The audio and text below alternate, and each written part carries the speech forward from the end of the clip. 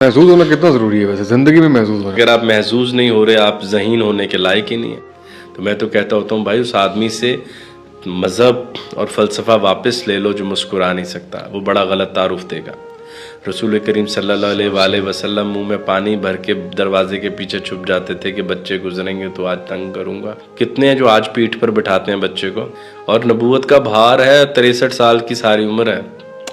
तो अगर आप if you not smiling, I think I am not interested in your work. मैं अपने बेटे से क्या इसलिए भी बहुत बड़ा फ़ैन हूँ कि वो हंसते हंसते गिर जाता है। मुझे यूँ लगता है कि जदीद आदमी के नसीब में हंसने के लिए इंतहाई लग़ बात अब ज़रूरी है, वरना वो अब हंस नहीं सकता। मुझे हंसाने के लिए कोई गंदी बात तुम्हें अब करनी पड़े। आपको पता है पूरी दुनिया कल्ब पर खड़ी, कल्ब ऊपर आता है, घबराहट में नीचे जाता है, धड़कने। आपने मुझे 10,000 का तोहफा दें, ऊपर आ जाएगा।